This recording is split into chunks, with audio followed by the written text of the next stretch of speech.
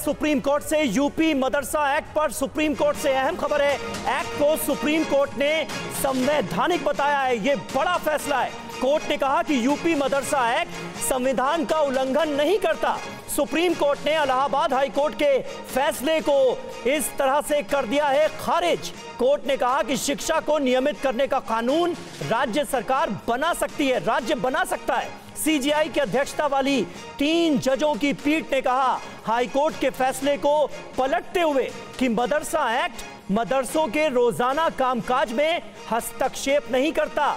इसका उद्देश्य यूपी में अल्पसंख्यकों के अधिकारों की रक्षा करना है। ये बहुत महत्वपूर्ण टिप्पणी है सुप्रीम कोर्ट की। साफ किया गया है कि मदरसा एक्ट 2004 मदरसों के रोजाना कामकाज में तो हस्तक्षेप करता ही नहीं, क्योंकि इसका जो प्राइम मोटिव है, जो उद्देश्य है, वो यूपी में अल्पसंख्यकों के, माइनॉरिटी कम्युनिटी के अधिकारों की रक्षा करना है। ये बड़ा फैसला यूपी मदरसा एक्ट को सुप्रीम कोर्ट ने दे दी है मान्यता। मदरसा एक्ट पर सुप्रीम कोर्ट ने इलाहाबाद हाई कोर्ट के फैसले को पलटा है, क्योंकि मदरसा एक्ट को इलाहाबाद हाई कोर्ट ने असंवैधानिक बताया था और धर्मनिरपेक्षता का हवाला देते हुए इसे खारिज किया गया था। लेकिन अब इलाहाबाद हाई कोर्ट के उस फैसले को सुप्रीम कोर्ट के 3 जजों की बेंच ने पलट दिया है, खारिज कर दिया है। यह बड़ा फैसला सुप्रीम कोर्ट से इस वक्त यह अहम खबर, यूपी मदरसा एक्ट को सुप्रीम कोर्ट ने मान्यता दे दी है और कहा है कि रोजाना का जो कामकाज होता है उसमें हस्तक्षेप नहीं करता ये एक्ट। हमारे साथ इस वक्त हमारे 2 सहयोगी जुड़ रहे हैं। सुप्रीम कोर्ट से हमारे सहयोगी पीयूष पांडे, जिन्होंने थोड़ी देर पहले यह खबर ब्रेक की है, वो हमारे साथ मौजूद हैं, और विपिन चौबे हमारे संवाददाता रायबरेली से इस वक्त हमारे साथ लाइव मौजूद हैं। सबसे पहले इस फैसले के मायने क्या हैं, पीयूष जल्दी से आप बता दें, और साथ ही साथ ये भी क्लियर कीजिए कि सुप्रीम कोर्ट के इस फैसले को फिर तो यूपी की योगी सरकार के लिए एक झटका माना जा सकता है। देखिए, किसी भी तरह से ये यूपी सरकार के लिए झटका नहीं है, क्योंकि सुप्रीम कोर्ट ने मदरसों को रेगुलेट करने का जो अधिकार है वो सीधे तौर पर उत्तर प्रदेश सरकार को दे दिया है। हालांकि ये जरूर कहा है कि 12वीं कक्षा से ऊपर जो शिक्षा है वो नहीं रेगुलेट की जा सकती स्टेट गवर्नमेंट द्वारा। तो ऐसी स्थिति में ऐसे मदरसों को मान्यता भी नहीं दी जा सकती जो 12वीं कक्षा से ऊपर जो है शिक्षा देंगे। लेकिन उससे नीचे के जो शिक्षा देने वाले मदरसे हैं वो सभी राज्य सरकार रेगुलेट करेगी। और साथ ही ये भी स्पष्ट कर दिया है सुप्रीम कोर्ट ने कि उसमें किसी भी तरह से जो अल्पसंख्यकों की शिक्षा है उससे संबंधित कोई हस्तक्षेप नहीं होगा, यानी कि उनके धर्म की शिक्षा से संबंधित जो अधिकार है उसमें कोई भी हस्तक्षेप स्टेट गवर्नमेंट द्वारा नहीं होगा। लेकिन बाकी जो मदरसों का रेगुलेशन होगा वो रेगुलेशन उत्तर प्रदेश सरकार द्वारा किया जाएगा। साथ ही हाईकोर्ट के फैसले को सुप्रीम कोर्ट ने इसलिए पलट दिया क्योंकि वहां पर धर्मनिरपेक्षता के आधार पर उसे संविधान के बेसिक स्ट्रक्चर का उल्लंघन माना गया।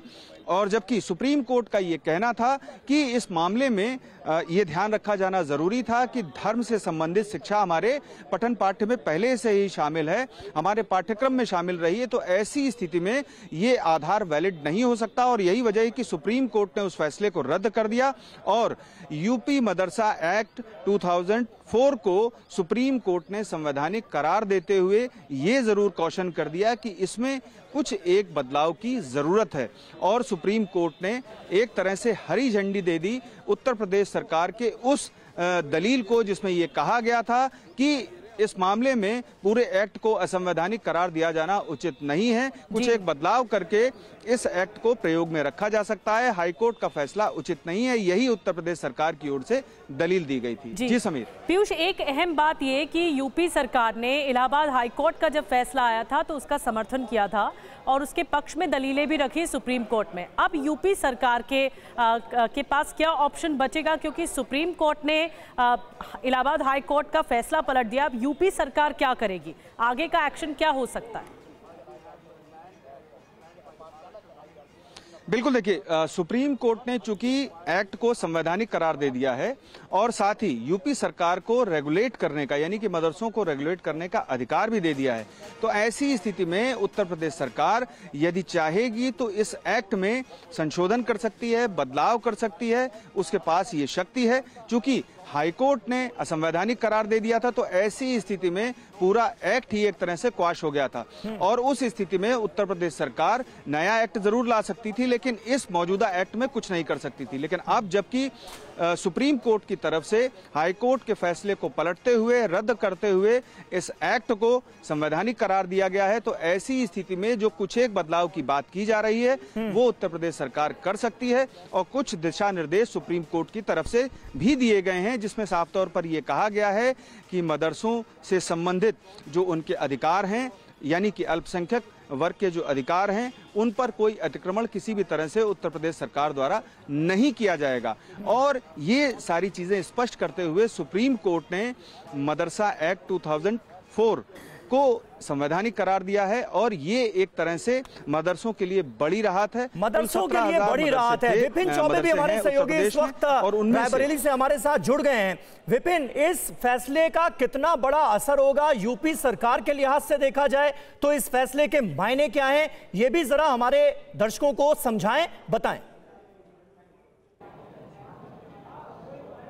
देखिए, दो बातें हैं। सबसे पहले हाईकोर्ट के उस फैसले को सुप्रीम कोर्ट ने पलट दिया है। बीच में रोक रहा हूं, इस वक्त मौलाना कल्बे जव्वाद हमारे साथ जुड़ गए हैं लखनऊ से, शिया धर्मगुरु। मौलाना कल्बे जव्वाद साहब, आप किस तरह से देखते हैं सुप्रीम कोर्ट के इस फैसले को? इलाहाबाद हाई कोर्ट के फैसले को कर दिया गया है खारिज और मदरसा एक्ट को पूरी तरह से संवैधानिक करार दिया है सुप्रीम कोर्ट ने। जी जी, हाँ बिल्कुल, बिल्कुल सही फैसला है, क्योंकि खुद संविधान में और कॉन्स्टिट्यूशन में माइनॉरिटीज को एक राइट दिया गया है कि वो अपने मदरसे, अपने एजुकेशन एसोसिएशन को खोल सकते हैं और लिहाजा उसी के लिहाज से सुप्रीम कोर्ट का ये फैसला है। और दूसरी चीज ये है कि इस बात को सब भूल रहे हैं कि इन मदरसों ने अंग्रेजों से लड़ाई लड़ी है, मदरसे के लोगों ने। और खुद दिल्ली में जो एक शिया मदरसा था, सैयद मोहम्मद बाक़िर जो थे, उसके वो प्रिंसिपल थे, उनको फांसी दी गई है।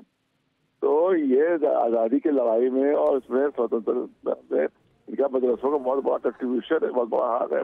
इनको बंद करने का मतलब ये है कि बहुत बड़ा आप इस मतलब जो जिन्हें आज़ादी की लड़ाइयाँ लड़ी हैं उसको आप सजा दे रहे हैं। तो ये सुप्रीम कोर्ट का फैसला बहुत अच्छा हुआ, बहुत सही हुआ। ये जो बंद किए जा रहे थे मदरसे बिल्कुल गलत है, इसकी भी हमने हमेशा इसको अपोज किया हमने।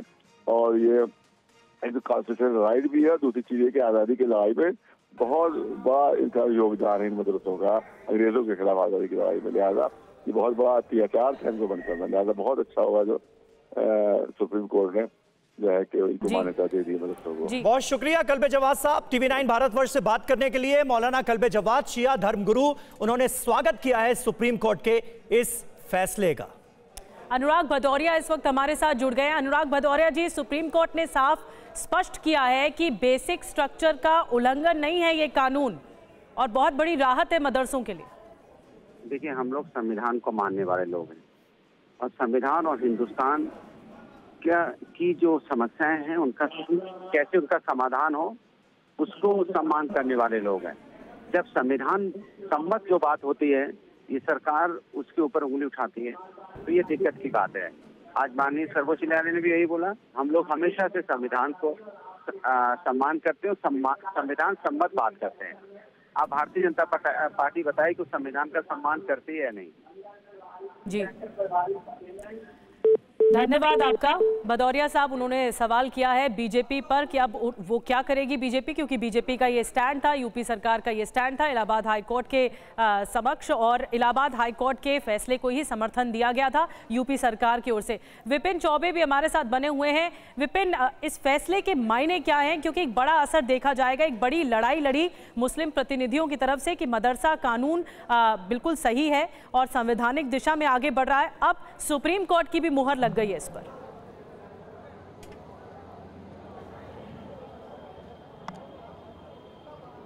यदि आपका सवाल मुझसे है? जी जी विपिन, आप ही से। वकील साहब का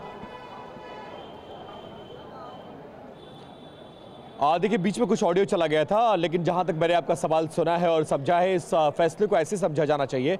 सबसे पहले सुप्रीम कोर्ट ने हाई कोर्ट के उस फैसले को पलट दिया था जिसमें यह कहा गया था कि यूपी का मदरसा एक्ट जो है वो असंवैधानिक है और सरकारी अनुदान पर दीनी तालीम नहीं दी जा सकती है और ये धर्मनिरपेक्षता के खिलाफ है। सरकार ने माफ करें, सुप्रीम कोर्ट ने इस तर्क को गलत मानते हुए हाई कोर्ट के उस फैसले को पलट दिया है जिसमें पूरे मदरसा एक्ट को खारिज कर दिया गया था।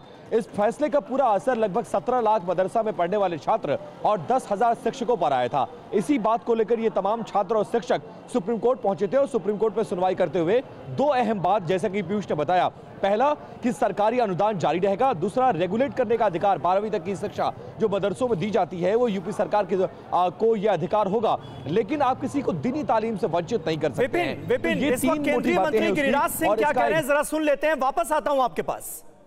योगी जी अच्छा काम करते तो भी गाली, और ऐसे तो गाली देते ही रहते हैं, बुलडोजर बाबा कहते हैं।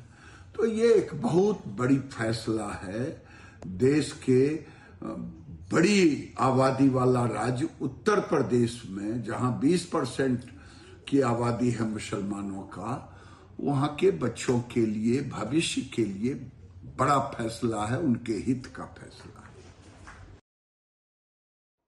और इस वक्त समाजवादी पार्टी के प्रवक्ता घनश्याम तिवारी जी हमारे साथ मौजूद हैं फोन लाइन पर। घनश्याम जी, किस तरह से देखते हैं सुप्रीम कोर्ट का ये बहुत बड़ा फैसला, मदरसा एक्ट को पूरी तरह से संवैधानिक बताया गया है?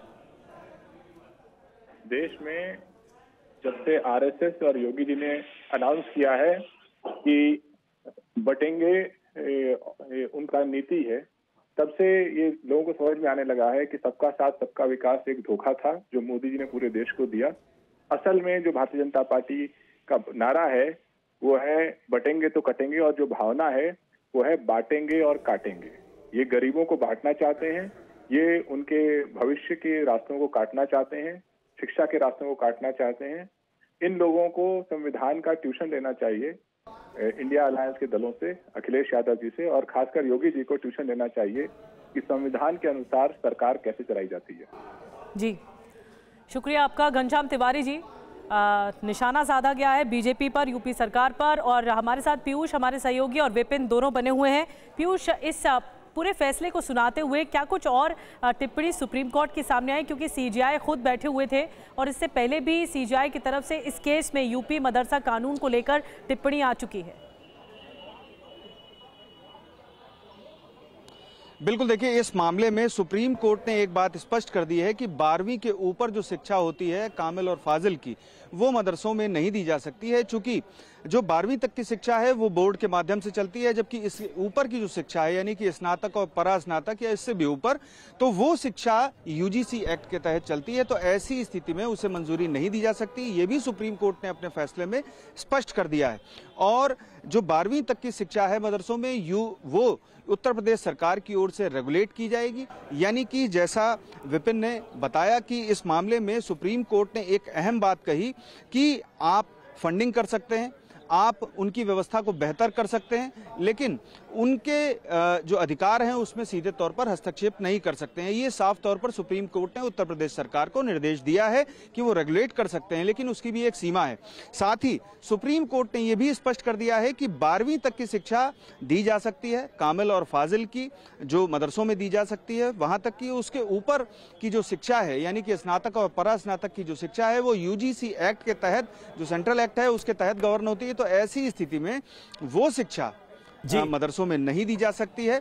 और ऐसी स्थिति में जो टोटल 17,000 मदरसे हैं उत्तर प्रदेश में, उनमें से 13,000 मदरसे वो हैं जो 12वीं तक की शिक्षा देते हैं, जबकि इससे ऊपर जो शिक्षा देते हैं वो करीब 4,000 मदरसे हैं। तो ऐसी स्थिति में उन 4,000 मदरसों के लिए झटका जरूर हो सकता है, लेकिन अगर आप बड़े पैमाने पर देखें और वृहद स्तर पर हाईकोर्ट के फैसले से उलट देखें तो सुप्रीम कोर्ट ने इस मामले में मदरसों को बड़ी राहत प्रदान की है, यानी कि उत्तर प्रदेश सरकार अब इस मामले में रेगुलेशन को लेकर के सीधे तौर पर हस्तक्षेप कर सकती है, लेकिन उसकी एक सीमा सुप्रीम कोर्ट की ओर से तय कर दी गई है। जी बिल्कुल, ग्रेजुएशन और पीजी लेवल पर ये डिग्रियां दी जाती हैं कामिल और फाजिल की, जिसमें मदरसा बोर्ड डिग्रियां देता है अरबी, फारसी और दीनियात की पढ़ाई के लिए। तो ये क्लियर किया गया है कि सुप्रीम कोर्ट ने मदरसा अधिनियम को असंवैधानिक करार देकर हाई कोर्ट ने गलती की है, एक तो ये माना है, और दूसरा सरकार को केवल शिक्षा मानकों को विनियमित करने की इजाजत दी गई है। अब आने वाले वक्त में सुप्रीम कोर्ट के इस ऑर्डर के बाद यूपी सरकार का क्या रुख होता है, किस तरह के बदलाव किए जाते हैं शिक्षा विनियमन में बदलाव को लेकर, यह देखने वाली बात होगी। वकील क्या कह रहे हैं, अधिवक्ता क्या कह रहे हैं सुप्रीम कोर्ट के इस फैसले को लेकर, यह भी सुन लेते हैं। सुप्रीम कोर्ट ने हाई कोर्ट का जो निर्णय था, जिसमें यह कहा गया था कि मदरसा बोर्ड की और जो एक्ट है वो संविधान के सेकुलरिज्म के प्रिंसिपल के विपरीत है, उसको तो पूरी तरह से खारिज किया है, उसको सेट असाइड किया है और कहा है कि मदरसा बोर्ड और जो एक्ट है वो पूरी तरह से कॉन्स्टिट्यूशनल है।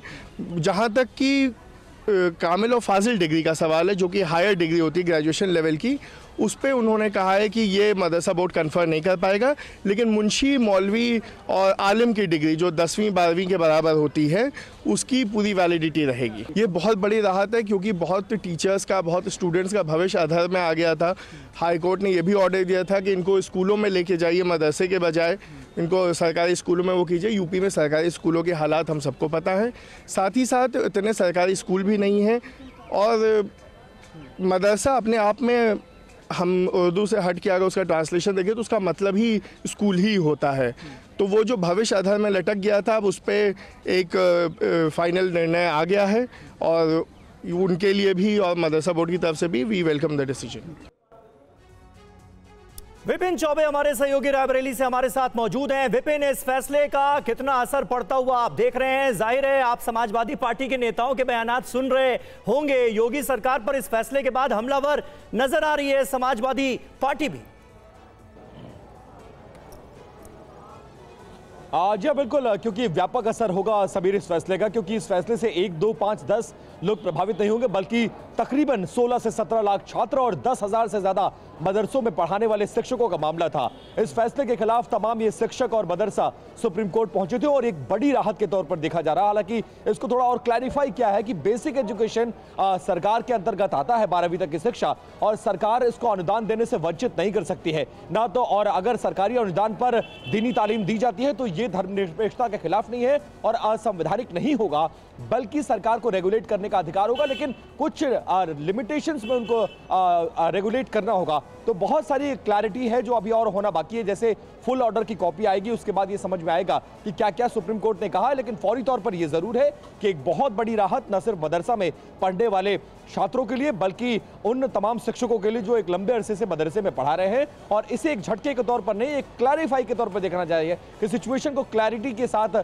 क्लियर किया गया है कि आपका दायरा क्या है, आपका दायरा क्या है, कहां तक आप शिक्षा देख सकते हैं, इससे ऊपर आपका अधिकार नहीं होगा, और राज्य सरकार के कर्तव्य क्या है, इन तमाम चीजों को डिफरेंशिएट किया है सुप्रीम कोर्ट ने। जी, बड़ी बात है। और सीजीआई की तरफ से पहले यह भी कहा गया कि ये आपका राष्ट्रहित है कि आप इसका विनियमित करते हैं कानून को, मदरसा कानून को या मदरसों को, लेकिन 700 सालों का इतिहास बर्बाद नहीं कर सकते। इसलिए बहुत ऐतिहासिक है जो सुप्रीम कोर्ट ने कहा है और फैसले में कहा है। आपको बता दें कि मुस्लिम धर्मगुरु खालिद रशीद फिरंगी महली ने सुप्रीम कोर्ट के फैसले पर क्या कुछ कहा है, आपको सुनाते हैं। जो सुप्रीम कोर्ट ने फैसला दिया है उत्तर प्रदेश मदरसा एक्ट के सिलसिले में कि वो अनकॉन्स्टिट्यूशनल नहीं है बल्कि कॉन्स्टिट्यूशनल है, और इलाहाबाद हाई कोर्ट के उस फैसले को रद्द किया है, इससे तमाम मदरसे से मुताल्लिक़ लोगों में खुशी और मसरत की लहर दौड़ी है। और जाहिर सी बात है ये यूपी मदरसा एक्ट उत्तर प्रदेश की हुकूमत ने खुद बनाया था, तो कोई भी एक्ट जो हुकूमत ने बनाया हो वो किस तरीके से अनकॉन्स्टिट्यूशनल हो सकता है। और फिर इस यहाँ यूपी में हज़ारों बच्चे और हज़ारों टीचर्स और स्टाफ इन मदरसों से मुताल्लिक़, और हम लोग बारहा ये बात कह चुके हैं कि हम लोग यहाँ मदरसों में इस्लामिक एजुकेशन के साथ साथ मॉडर्न एजुकेशन की भी तालीम दी जा रही है। बहरहाल ये एक बहुत खुशी और मसरत का मकाम है। पीयूष हमारे साथ लगातार बने हुए। पीयूष, मुस्लिम प्रतिनिधियों की तरफ से लगातार इसका स्वागत किया जा रहा है जो सुप्रीम कोर्ट का फैसला आया है और इलाहाबाद हाई कोर्ट के फैसले को ही पलटा है, लेकिन एक सीजीआई की टिप्पणी मैं पढ़ रही थी इससे पहले जो सुनवाई हुई, जब फैसला सुरक्षित रखा था, तो उनकी तरफ से ये जरूर कहा गया कि धर्मनिरपेक्षता का अर्थ ये है कि जियो और जीने दो, और शायद सुप्रीम कोर्ट ने ये दलीलें मानी हैं मुस्लिम प्रतिनिधियों की और उसके बाद ये फैसला आया। बिल्कुल, सुप्रीम कोर्ट ने मुस्लिम प्रतिनिधियों की उन दलीलों को माना है जिसमें ये कहा गया था कि धर्मनिरपेक्षता का अर्थ ये नहीं है कि धर्म से संबंधित शिक्षा नहीं दी जा सकती है और सभी धर्मों में धर्म से संबंधित शिक्षा दी जाती है, बल्कि जो आप अगर सरकारी स्कूल देखें उसमें भी कई चैप्टर होते हैं जिनमें धर्म से संबंधित शिक्षा होती है। और तभी सुप्रीम कोर्ट ने यह ऑब्जर्वेशन दिया था कि 700 सालों का इतिहास नकारा नहीं जा सकता है। और साथ ही जियो और जीनो 2 की जो टिप्पणी थी वो भी सीजेआई की तरफ से की गई थी और सुप्रीम कोर्ट ने उत्तर प्रदेश सरकार की तरफ से और मुस्लिम पक्षकारों की तरफ से जो दलीलें दी गई थी उनको अपने फैसले में स्वीकार कर लिया है। यही वजह है कि सुप्रीम कोर्ट ने हाई कोर्ट के फैसले को पलटते हुए उसे रद्द कर दिया है, खारिज कर दिया है और साथ ही जो एक्ट है उसे संवैधानिक करार दिया है। और ये छूट आप समझ सकते हैं कि सीधे तौर पर उत्तर प्रदेश सरकार को दी गई है कि अगर वो कोई प्रोविजंस बदलना चाहें, संशोधन करना चाहें तो अब कर सकते हैं। चूंकि पहले हाईकोर्ट की तरफ से जब इसे असंवैधानिक करार दे दिया गया था तो जाहिर है कि उसमें उत्तर प्रदेश सरकार कुछ नहीं कर सकती थी और उसे नया एक्ट लाना पड़ता।